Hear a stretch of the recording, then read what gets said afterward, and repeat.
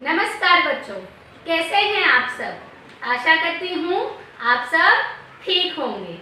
मैं सीमा बारिक आपका alchemy online classes में एक बार फिर से आपका हार्दिक स्वागत करती हूँ। जैसा कि आपको याद होगा, पिछली कालांश में हमने क्या पढ़ा था हमने समानार्थी शब्द, विलोम शब्द और विशेषण किसे कहते हैं उनके बारे में पढ़ा था। आज की कालांश में हम आपके लिए व्याकरण से संबंधित एक नया प्रकरण लेके आए हैं। वो प्रकरण है विकारी शब्द। अब ये प्रकरण आपके लिए नया है, तो सबसे पहले विकारी शब्द, तो इनमें हमने एक शब्द लिया विकार। विकार का मतलब होता है परिवर्तन। क्या होता है विकार का मतलब? परिवर्तन या कोई बदलाव। अब यहाँ पे मैं एक शब्द आपको लिख के दिखाती हूँ। जैसे भेड़िया क्या है? संज्ञा शब्द। भेड़िया क्या है? संज्ञा। अब अगर इसमें हम परिवर्तन करें, इसमें किसी प्रकरण के अनुसार अगर इसमें परिवर्तन करें, वो मैं उदाहरण के द्वारा आपको समझाती हूँ। जैसे भेड़िया खू खू कर रहा था। इसमें भेड़िया शब्द क्या है? संज्ञा। अब ये एक के लिए प्रयुक्त है या अनेक के लिए? भेड़िया शब्द है वो एक वचन है या बहुवचन? बहुत अच्छा, भेड़िया शब्द है वो एक वचन है। क्या है? एक वचन। अगर सेम उदाहरण, समान उदाहरण मैं अगर यहाँ पे लूं, अगर मैंने यहाँ पे लिखा भेड़िए खू खू कर रहे थे। अब यहाँ पे हम गौर करेंगे, भेड़िए और ऊपर क्या था? भेड़िया। अब यहाँ पर भेड़िए शब्द है वो कौन सा शब्द है? एक वचन है या बहुवचन? तो आपने अंदाज लगा लिया होगा कि भेड़िया शब्द है वो एक वचन है और जो भेड़िए शब्द है वो आएगा बहुवचन। अब आपको मालूम है यहाँ पर भेड़िया शब्द है वो भेड़िए में परिवर्तित हो गया है। वो किस कारण से हुआ? वचन के कारण। आपने पढ़ा हुआ है ना कि एक वचन मतलब एक और बहुवचन मतलब बहुत सारे। तो यहाँ पर जो शब्द है यहाँ पर परिवर्तित हो गए हैं। वो किस कारण से हुए हैं? वचन के कारण। जो संज्ञा शब्द था, भेड़िया शब्द क्या था? हमारा संज्ञा शब्द था, लेकिन दूसरे उदाहरण में मैंने उसे क्या कर दिया? भेड़िए बना दिया। तो ये किस कारण से हुआ? संज्ञा में परिवर्तन। तो ये संज्ञा शब्द था भेड़िया, उसमें परिवर्तन हो गया। तो किस कारण से हुआ? वो वचन के कारण। अब ये तो हमने सीखा संज्ञा में परिवर्तन वचन के कारण। अब इसके आगे हम सीखेंगे लिंग के कारण परिवर्तन। अब लिंग आपको मालूम ही है क्या होता है? लिंग जिनसे हमें पुरुष जाति और स्त्री जाति का ज्ञान होता है। अब लिंग के कारण संज्ञा शब्दों में कैसे परिवर्तन होता है वो हम यहाँ पर देखेंगे। तो बच्चों, अभी हमने संज्ञा जो शब्द था उसमें परिवर्तन सीखा वचन शब्दों के कारण। अब दूसरा कारण किसके कारण से परिवर्तन होता है संज्ञा शब्दों में? लिंग के कारण। अब इसका उदाहरण मैं अगर दूं आपको, तो एक शब्द हम यहाँ पर लेते हैं शेर। शेर शब्द क्या है? संज्ञा, किसी का नाम। अब ये किस प्रकार से परिवर्तन करेगा? ध्यान दीजिएगा। जैसे शेर दहाड़ रहा है। अब इसको अगर लिंग परिवर्तन करना है तो कैसे करेंगे? शेर क्या है? पुल्लिंग, लेकिन इसको स्त्रीलिंग जाएगा शेरनी। शेरनी दहाड़ रही है। तो हमने संज्ञा शब्द में परिवर्तन कैसे किया? शेर शब्द था वो यहाँ पर संज्ञा था, लेकिन अगर संज्ञा शब्द में परिवर्तन करेंगे लिंग के कारण, किसके कारण? लिंग के कारण, तो ये क्या बन जाएगा? शेरनी। तो बच्चों आपको अच्छे से ये समझ में आ गया होगा कि शेर शब्द था वो संज्ञा शब्द था। फिर इसको लिंग के कारण कैसे परिवर्तन होगा, इसमें संज्ञा में कैसे परिवर्तन होगा? तो लिंग यहाँ पर शेर शब्द मैंने लिया था तो वो क्या था? पुल्लिंग। लेकिन उसको अगर हमने स्त्रीलिंग में बदला तो वो क्या शब्द, जो संज्ञा शब्द था हमारा शेर, वो किस में बदल गया? शेरनी शब्द में बदल गया।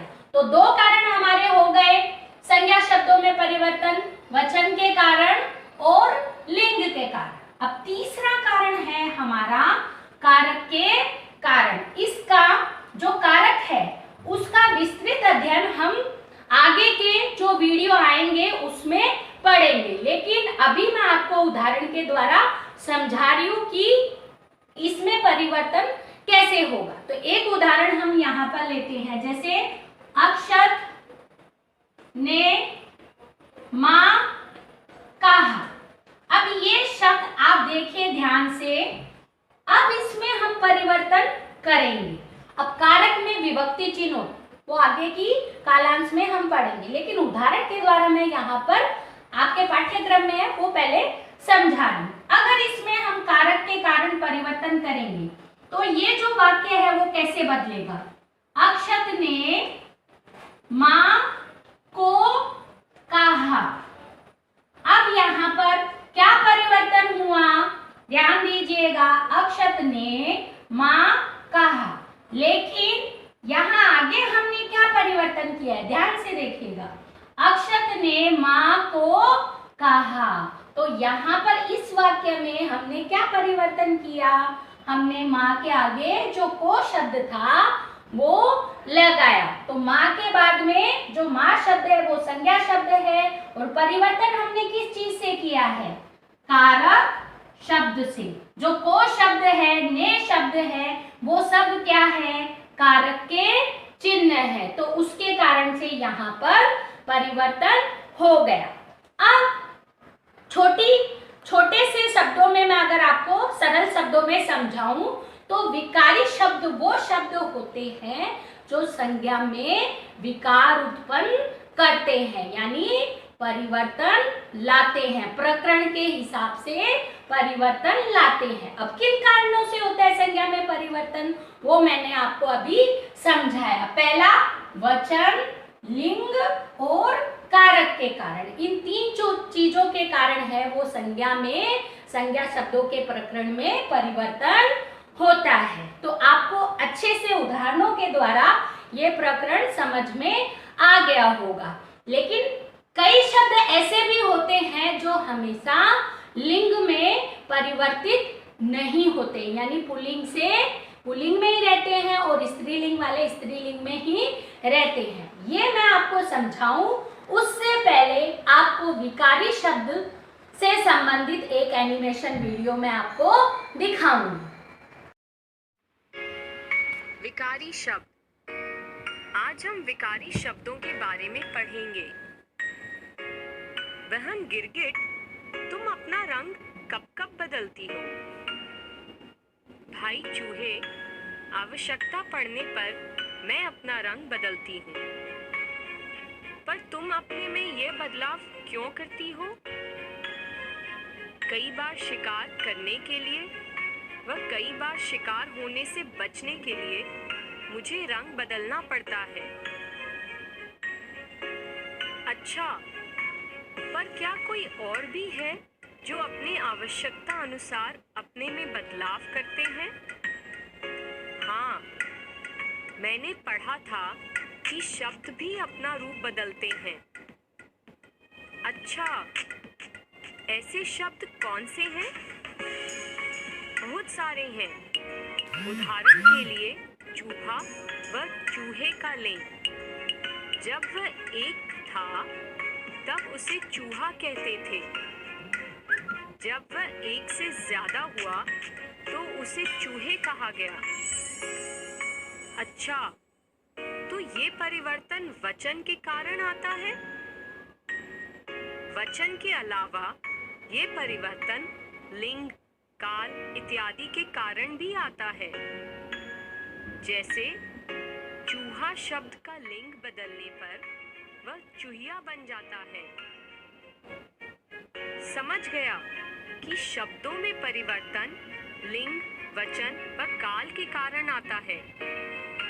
पर क्या ऐसे शब्दों का कोई नाम भी होता है? हाँ, जिन शब्दों में यह परिवर्तन आता है वे विकारी शब्द कहलाते हैं। इस प्रकार तो सभी शब्द ही विकारी हैं। नहीं, बहुत से शब्द ऐसे भी हैं जिनमें कोई परिवर्तन नहीं आता। वे शब्द कौन से हैं? वे शब्द हैं प्रतिदिन, थोड़ा, अरे इत्यादि। ऐसे शब्दों को क्या कहते हैं? आओ नीचे दिए गए वाक्यों में आए विकारी शब्दों के वचन बदलकर लिखें। घोड़ा तेज भागता है। घोड़े तेज भागते हैं। पेड़ से संतरा गिर रहा है। पेड़ से संतरे गिर रहे हैं। यह कुर्सी है। ये कुर्सियां हैं। लड़की किताब पढ़ती है। लड़कियां किताब पढ़ती हैं। बकरी घास खाती है। बकरियां घास खाती हैं। तो बच्चों, अभी आपने एनिमेशन वीडियो देखा, उसमें आपने विकारी शब्दों के बारे में भी देखा और संक्षिप्त में अविकारी शब्द भी आपने देखे जिनमें कोई परिवर्तन नहीं होता है। उन शब्दों के बारे में भी आपने समझा। मैंने आपको संज्ञा में परिवर्तन 3 कारण से बताए। कौन कौन से? लिंग, वचन और कारक। आपने वीडियो में काल के बारे में भी सुना होगा।